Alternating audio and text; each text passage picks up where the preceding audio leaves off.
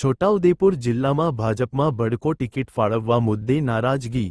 ભાજપના હેમરાજસિંહ શિવ મહારાઉલને ટિકિટ ના આપતા અપક્ષ ઉમેદવારી કરી. બોડેલીના પાણેજ તાલુકા પંચાયત બેઠક પર અપક્ષમાંથી કરી ઉમેદવારી. ભાજપના સક્રિય સભ્ય ના હોય તેવાને પણ આપી છે ટિકિટ તેવો આરોપ. છોટાઉદેપુર ભાજપમાં કોંગ્રેસમાંથી આવેલા નેતાઓ ટિકિટ નક્કી કરે છે તેવા આરોપ. બરોડા સેન્ટ્રલ કો. બેંકના વાઇસ ચેરમેન છે હેમરાજસિંહ શિવ મહારાઉલ.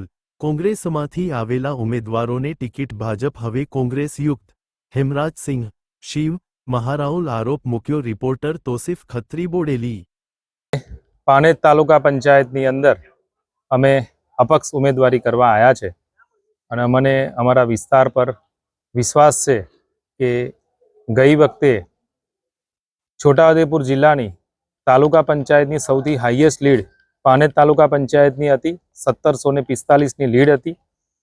આ વખતે અમને ટિકિટ આપવામાં નથી આવી. ઘણા સમયથી મને સાઇડટ્રેક કરવાની કોશિશ કહેવાતા નેતાઓ કરી રહ્યા છે. એટલે આજે મેં અપક્ષ દાવેદારી નોંધાવી છે અને મને વિશ્વાસ છે, મારા વિસ્તારની જનતા પર વિશ્વાસ છે કે મારી જીત નિશ્ચિત છે અને લીડ પણ નિશ્ચિત છે. તમને કેટલી આશા અપેક્ષા હતી કે ભારતીય જનતા પાર્ટી આપને ટિકિટ આપશે એવી? મને પૂરેપૂરો વિશ્વાસ હતો, પણ હું એટલું જ કહેવા માગું છું કે 20 વર્ષની વફાદારીનું મને બિરુદ આપવામાં આવ્યું છે.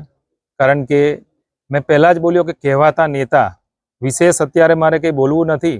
28 તારીખે જ્યારે પરિણામ આવશે ત્યારે હરેકના પ્રશ્નોનો હું જવાબ આપીશ કે અત્યારે છોટાઉદેપુર જિલ્લાના ભાજપની અંદર કોણ સંચાલન કરે છે એ આપ સૌ જાણો છો. મારે વિશેષ આમાં કંઈ કહેવું નથી. 28મીએ કહીશ. એટલે પક્ષથી નારાજગી તમને ચોક્કસ મજબૂત નારાજગી, કારણ કે વફાદારીની જગ્યા નથી.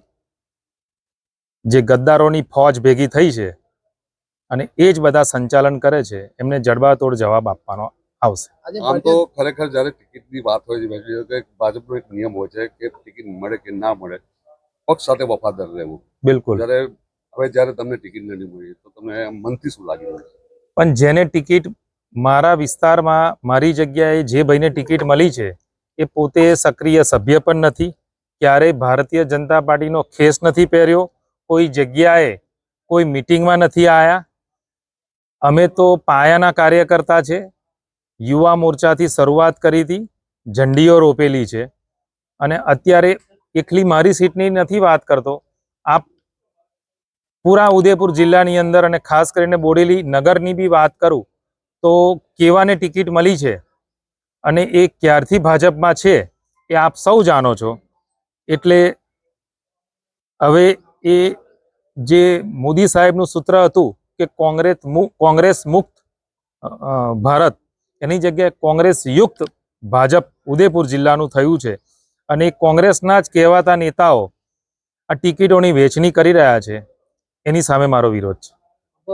અપક્ષમાં તમારો વિજય થાય તો આગામી રણનીતિ શું રહેશે તમારી? એ 28મે નક્કી કરીશું આપણે. આપ બધા અહીંયા છે, હું પણ અહીંયા છું.